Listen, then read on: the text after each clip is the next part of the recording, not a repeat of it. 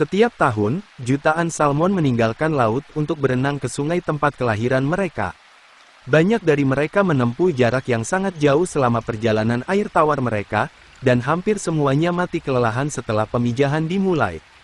Mengapa salmon berenang melawan arus pergi ke hulu?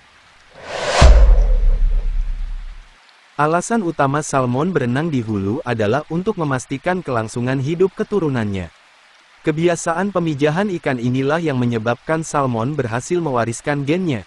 Mereka lahir di air tawar, bermigrasi ke lautan air asin untuk sebagian besar masa dewasanya, dan kemudian kembali ke air tawar untuk bereproduksi, atau bertelur. Saat salmon muda menetas di sungai asalnya, mereka mempelajari baunya. Saat mereka bermigrasi ke hilir dan ke lautan, mereka bahkan mungkin mengingat aroma tertentu di sepanjang jalan. Bahkan setelah pergi selama bertahun-tahun, ketika salmon ini kembali ke tempat kelahirannya sebagai ikan dewasa, mereka akan menggunakan bau tersebut untuk menemukan aliran rumah mereka. Untuk mempersiapkan pemijahan, salmon betina akan membuat cekungan di dasar sungai menggunakan ekornya. Seekor salmon betina dapat bertelur antara 2.500 dan 7.000 telur.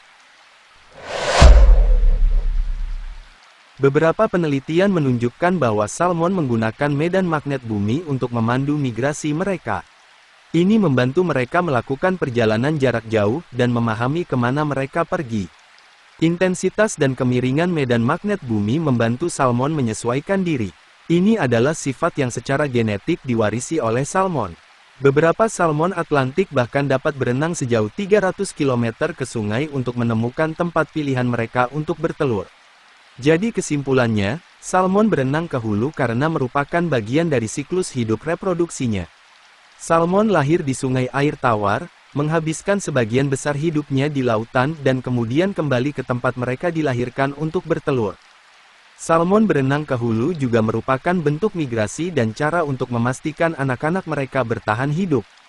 Perjalanannya menantang tetapi mengarah pada populasi salmon yang sukses sehingga menjadi bahan makanan untuk hewan dan manusia.